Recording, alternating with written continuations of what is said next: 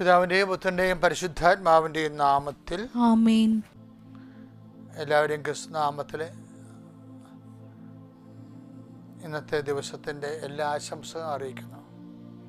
ഇത് പ്രാർത്ഥിക്കുക. അമ്മേ പരിശുദ്ധ അമ്മേ, അമ്മേ പരിശുദ്ധമ്മേ, ദൈവമാതാവേ, ദൈവമാതാവേ, അന്ന് അങ്ങ് കൃപാസനത്തിൽ പ്രത്യക്ഷപ്പെട്ട് വരാൻ പോകുന്ന മഹാദുരന്തത്തിൽ നിന്ന് രക്ഷപ്പെടാനും എല്ലാവർക്കും വേണ്ടി പ്രാർത്ഥിക്കുവാനും ആവശ്യപ്പെട്ടിട്ട് 20 വർഷം തികയുന്ന ഈ വേളയിൽ കൃപാസനത്തിലൂടെ ഞങ്ങൾക്കും ഈ ദേശത്തിനും അങ്ങ് മധ്യസ്ഥം തേടി തന്ന എല്ലാ അനുഗ്രഹങ്ങൾക്കും കൃപകൾക്കും ഞങ്ങളിപ്പോൾ ഹൃദയം നിറഞ്ഞ നന്ദി പറയുന്നു. അമ്മേ പരിശുദ്ധ അമ്മേ, ജപമാല മാതാവേ, സകല കൃപാസനം പ്രാർത്ഥനയോടും ചേർത്ത് ഞങ്ങളിപ്പോൾ പ്രാർത്ഥിക്കുന്ന ഈ കുടുംബത്തിന്റെ പ്രത്യേക നിയോഗം ഓർക്കുക. മക്കളെ, പ്രിയപ്പെട്ടവരെ, ഇന്നത്തെ നിയോഗമാണ് ഓർക്കണ്ടേ.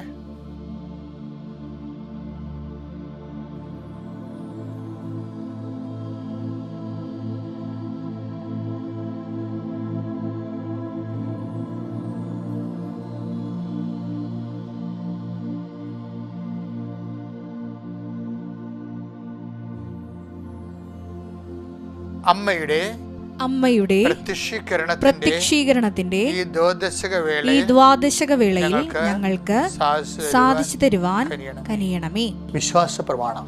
സർവശക്തനായ പിതാവും ആകാശത്തിന്റെയും ഭൂമിയുടെയും സൃഷ്ടാവുമായ ദൈവത്തിൽ ഞാൻ വിശ്വസിക്കുന്നു. അവിടുത്തെ ഏകപുത്രനും ഞങ്ങളുടെ കർത്താവുമായ ഈശോ മിശിഹായിലും ഞാൻ വിശ്വസിക്കുന്നു. ഈ പുത്രൻ പരിശുദ്ധാത്മാവിനാൽ ഗർഭസ്ഥനായി കന്യകാമറിയത്തിൽ നിന്ന് പിറന്ന് പൊന്തിയോസ് പീലാത്തോസിന്റെ കാലത്ത് പീഡകൾ സഹിച്ച് കുരിശിൽ തറയ്ക്കപ്പെട്ട് മരിച്ച് അടക്കപ്പെട്ട് പാതാളങ്ങളിൽ ഇറങ്ങി മരിച്ചവരുടെ ഇടയിൽ നിന്ന് 3-ാം നാൾ ഉയർത്ത് സ്വർഗത്തിലേക്ക് എഴുന്നള്ളി സർവശക്തിയുള്ള പിതാവായ ദൈവത്തിന്റെ വലതുഭാഗത്തിരിക്കുന്നു. അവിടെ നിന്ന് ജീവിക്കുന്നവരെയും മരിച്ചവരെയും വിധിക്കുവാൻ വരുമെന്നും ഞാൻ വിശ്വസിക്കുന്നു. പരിശുദ്ധാത്മാവിലും ഞാൻ വിശ്വസിക്കുന്നു. വിശുദ്ധ കത്തോലിക്കാ സഭയിലും പുണ്യവാന്മാരുടെ ഐക്യത്തിലും പാപങ്ങളുടെ മോചനത്തിലും ശരീരത്തിന്റെ ഉയർപ്പിലും നിത്യമായ ജീവിതത്തിലും ഞാൻ വിശ്വസിക്കുന്നു. ആമേൻ. സുഖസ്ഥനായ ഞങ്ങളുടെ പിതാവേ, അങ്ങയുടെ നാമം പൂജിതമാകണമേ. അങ്ങയുടെ രാജ്യം വരണമേ. അങ്ങയുടെ തിരുമനസ് സ്വർഗത്തിലെ പോലെ ഭൂമിയിലും ആകണമേ. അന്നു വേണ്ടുന്ന ആഹാരം ഇന്ന് ഞങ്ങൾക്ക് തരണമേ. ഞങ്ങളോട് തെറ്റ് ചെയ്യുന്നവരോട് ഞങ്ങൾ ക്ഷമിക്കുന്നത് പോലെ ഞങ്ങളുടെ തെറ്റുകൾ ഞങ്ങളോടും ക്ഷമിക്കണമേ.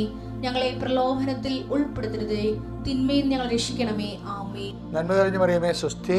കർത്താവ് അങ്ങയുടെ കൂടെ സ്ത്രീകളിൽ അങ്ങ് അനുഗ്രഹിക്കപ്പെട്ടവളാകുന്നു. അങ്ങയുടെ ഉദരത്തിൻ ഫലമായി ഈശോ അനുഗ്രഹിക്കപ്പെട്ടവനാകുന്നു. പരിശുദ്ധ മറിയമേ, തമ്പുരാന്റെ അമ്മേ, പാപികളായ ഞങ്ങൾക്ക് വേണ്ടി ഇപ്പോഴും ഞങ്ങളുടെ മരണസമയത്തും തമ്പുരാനോട് അപേക്ഷിക്കണമേ. ആമേൻ. കർത്താവേ, ഡിസംബർ 2-ാം തീയതി തിങ്കളാഴ്ചയായി ഇന്ന് ഞങ്ങളുടെ മക്കളെ ഞാൻ ആശീർവദിച്ച് പ്രാർത്ഥിച്ച് അവരുടെ ജീവിത വിഷയങ്ങളിലേക്കും വീതികളിലേക്കും കർത്താവിൻ്റെ നാമത്തിൽ അയക്കുകയാണ്. കർത്താവിൻ്റെ വിശുദ്ധ ദൂതൻ അവരെ സംവഹിക്കുകയും അവർ പോകുന്നിടങ്ങളിലെല്ലാം നിന്റെ സാന്നിധ്യം അവർക്ക് ഉണ്ടാവുകയും ചെയ്യണമേ. കർത്താവ്, ഇന്നത്തെ പ്രത്യേക ഭാരങ്ങളിൽ ജീവിക്കുന്നുണ്ട് ഈശോയെ.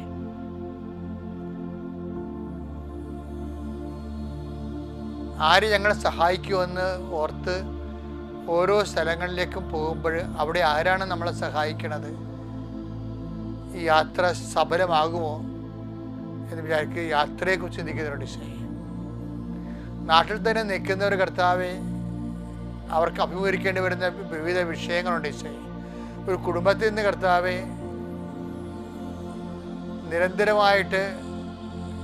നിരന്തരമായ പ്രശ്നങ്ങളിൽ കുടുംബത്തിലെ വിഷമത്തോടെ ഭാരപ്പെടുന്നവരുണ്ട് ഈശോയെ. അവരെല്ലാം അങ്ങയുടെ തിരുസന്നിധിയിൽ പ്രാർത്ഥിക്കുന്നു. രോഗികളെ, കുഞ്ഞുങ്ങളെക്കുറിച്ചും മക്കളെക്കുറിച്ചും ഭാരപ്പെടുന്നവരെ, സാമ്പത്തിക ഭാരമുള്ളവരെ, ജോലിക്ക് വേണ്ടി ശ്രമിക്കുന്നവരെ, ശ്രമം വീണ്ടും പരാജയപ്പെട്ടു, എഴുതിയ പരീക്ഷ വീണ്ടും പരാജയപ്പെട്ടു, അങ്ങനെ മനസ്സിടിഞ്ഞു പോയവരുണ്ട് ഈശോയെ. അവർക്കെല്ലാം കർത്താവെ, അവരെല്ലാം സാഷ്ടാംഗ പ്രണാമം പോലെ നിന്റെ ജീവിതത്തിലേക്ക് അങ്ങയുടെ തിരുസന്നിധി കിടക്കുകയാണ്. കാരണം ഇനി അങ്ങ് തന്നെ വന്ന് വിളിക്കാതെ എഴുന്നേക്കാത്ത അനേകം മക്കളുണ്ട് ഈശോയെ. കർത്താവേ, അവരെയെല്ലാം അങ്ങ് തന്നെ വന്ന് അവരുടെ യോഗ്യത നോക്കാതെ ഈ മധ്യസ്ഥ പ്രാർത്ഥനയാൽ അവരെ കൈപിടിച്ച് എഴുന്നേൽപ്പിക്കണം പ്രാർത്ഥിക്കുന്നു ഈശോയെ. ആരും സഹായിക്കാനില്ല, അത് സഹായിച്ചിട്ടും വലിയ കഥയൊന്നുമില്ല, കാര്യമില്ല എന്ന് പറഞ്ഞ് സഹായിക്കാൻ ഇഷ്ടമുള്ളവർ പോലും സഹായിക്കാത്ത അവസ്ഥയുണ്ട് ഈശോയെ. അങ്ങനെയുള്ള എല്ലാ തരത്തിലുള്ള മനസ്സിൻ്റെ ഭാരത്തിൽപ്പെട്ട് കിടക്കുന്നവരെ, ഉറക്കമില്ലാത്തവർ, പ്രഷർ കൂടുന്നവർ, ഷുഗർ കൂടുന്നവരെ, ആന്തരികമായ അവയവങ്ങൾക്ക് കേടുപാടുള്ളത് മൂലം ആശുപത്രിയിൽ നിന്ന് മാറാൻ നടക്കുന്നവർ, സമാധാനത്തിൽ ജീവിക്കും, ശരീരം മനസ്സിനെല്ലാം കർത്താവേ അസ്വസ്ഥതയും വേദനയും രോഗവും പീഡയും മനപ്രയാസവും അനുഭവിക്കുന്ന ഈശോയെ, ഒരു സന്തോഷം ഉണ്ടായിട്ട് ഒരു ദിവസം കിട്ടണില്ല എന്ന് ഓർത്ത് വിഷമിക്കുന്നുണ്ട് ഈശോയെ. അങ്ങനെയുള്ള എല്ലാവരെയും നിന്നെ ഏൽപ്പിച്ച് പ്രാർത്ഥിക്കണം ഈശോയെ. ഒരു ദുശീലം പിടികൂടിയിട്ട് മദ്യപാനമാകാം, മറ്റു തരത്തിലുള്ള ദുശീലങ്ങളാകാം, വന്നിട്ട് പോണില്ല, മാറണമെന്ന് ആഗ്രഹമുണ്ട്, കഷ്ടപ്പെട്ട് മാറുന്നില്ല എന്ന് വിചാരിച്ചുകൊണ്ട് അതിനെ അടിപ്പെട്ടിട്ട് മനസ്സിടിഞ്ഞ് ജീവിക്കുന്നവരുണ്ട് ഈശോയെ. കർത്താവിൻ്റെ വലിയ വിശ്വാസം ഇല്ലാത്തതുകൊണ്ട് ഈശോയെ, ജീവിതത്തിൻ്റെ ചില ബുദ്ധിമുട്ട് കാരണം അതിന്മേൽ തട്ടി ജീവിത പ്രശ്നങ്ങൾ തട്ടിയിട്ട് വിശ്വാസം തെറിച്ചു പോയവരുണ്ട് ഈശോയെ. അങ്ങനെയുള്ള എല്ലാവരെയും സംബന്ധിച്ച് പ്രാർത്ഥിക്കുന്നു. ദൈവത്തിൻ്റെ കരുണ അവിടെ അല്ലാത്ത കാരണം കൊണ്ടും അവിടെ കാരണങ്ങൾ കൊണ്ടും വിശ്വാസം നഷ്ടപ്പെട്ടു പോയ എല്ലാവർക്കും കർത്താവെ വിശ്വാസം തിരികെ നൽകണമെന്ന് പ്രാർത്ഥിക്കുന്നു. എൻ്റെ കർത്താവിന് ഉന്നതമായ നാമത്തിൽ സഭയുടെ അധികാരത്തെ കുറിച്ചിൻ്റെ അടയാള ദൈവശക്തിയാൽ പ്രാർത്ഥനാ ജീവിതം തിരിച്ചു ലഭിക്കുകയും വിശ്വാസ ജീവിതം അവരെ സമ്പുഷ്ടമാക്കുകയും ചെയ്യാൻ പിതാവിൻ്റെയും പുത്രൻ്റെ പരിശുദ്ധനാമത്തിൽ ദിവസത്തെ മക്കളെ ആശീർവദിക്കുന്നു. നമ്മളിന്ന് വായിക്കാൻ പോകുന്ന സുവിശേഷം മത്തായിയുടെ സുവിശേഷം 1-24 വാക്യം. ജോസഫ് നിദ്രയിൽ നിന്ന് ഉണർന്ന് കർത്താവിന്റെ ദൂതൻ കൽപ്പിച്ചതുപോലെ പ്രവർത്തിച്ചു. അവൻ തന്റെ ഭാര്യയെ സ്വീകരിച്ചു. അതായത് ഇതിനകത്ത് നമുക്ക് വരുന്ന ഒരു വചനം എന്ന് പറയുന്നത് ഭാര്യയെ സ്വീകരിക്കാത്തതല്ല ഇവിടുത്തെ ഇന്ന് നിങ്ങളുടെ ചിന്തയിലേക്ക് ഞാൻ കൊണ്ടുവരാൻ ഉദ്ദേശിക്കുന്നത്. ജോസഫ് നിദ്രയിൽ നിന്ന് ഉണർന്നിട്ട് എന്താ ചെയ്യണത്? കർത്താവിന്റെ ദൂതൻ കൽപ്പിച്ചതുപോലെ പ്രവർത്തിച്ചു.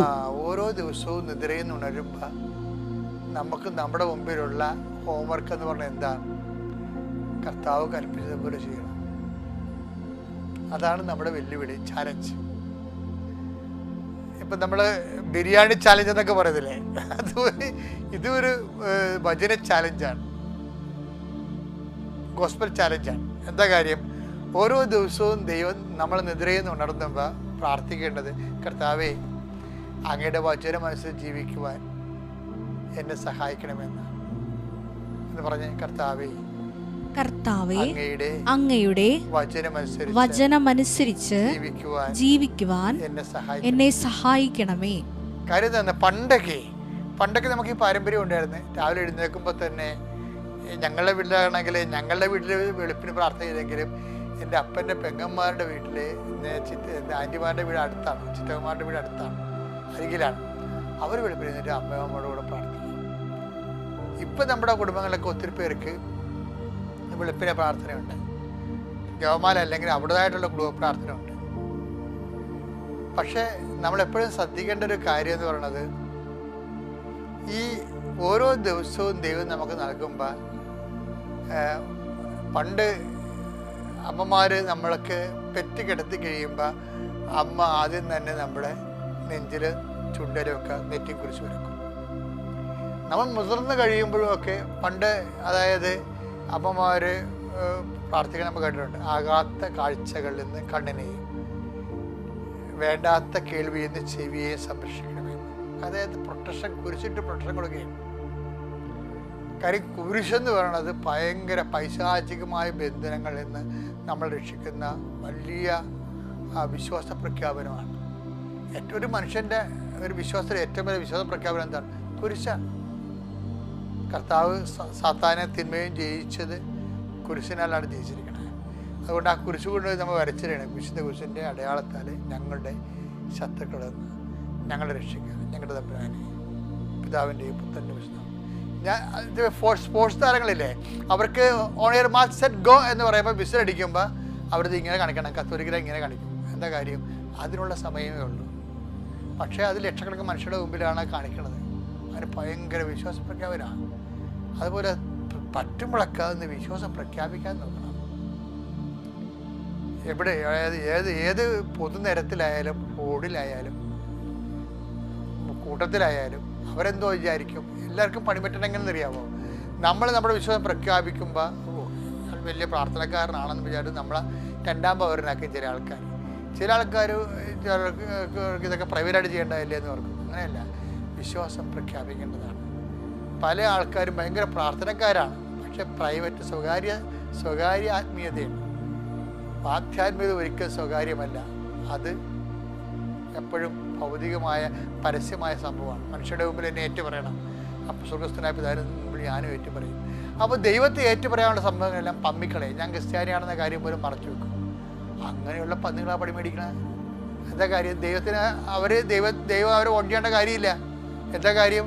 തക്ക സമയത്ത് ദൈവത്തെ ഏറ്റു പറഞ്ഞിട്ടില്ല. ദൈവത്തെ ഇന്ന് ഏറ്റുപറയുക. നമ്മൾ ചുണ്ടുകൊണ്ട് പ്രാർത്ഥിക്കുന്നതിനേക്കാൾ 10 മടങ്ങ് പവറാണ് മനുഷ്യ സമൂഹത്തിൽ കർത്താവിൻ്റെ വിശ്വാസം ഏറ്റുപറയണത്. അങ്ങനെ ഓരോ ദിവസവും നമ്മുടെ വിശ്വാസം ഏറ്റുപറയാനുള്ള ഒരു ദിവസമാക്കി വില പ്രാപിക്കാൻ ദൈവം തന്നെ സഹായിക്കട്ടെ. ഓരോ ദിവസവും എഴുന്നേൽക്കണത് ആ ദിവസം കർത്താവിൻ്റെ വചനം ജീവിക്കാനുള്ള കൃപയ്ക്ക് വേണ്ടി പ്രാർത്ഥിച്ചുകൊണ്ട്, അതിനുവേണ്ടി നിങ്ങൾക്ക് സാധിക്കട്ടെ എന്ന് ആശംസിച്ച് പ്രാർത്ഥിച്ചുകൊണ്ട്, പിതാവിൻ്റെയും പുത്രൻ്റെയും പരിശുദ്ധാത്മാവിൻ്റെയും നാമത്തിൽ ആമേൻ.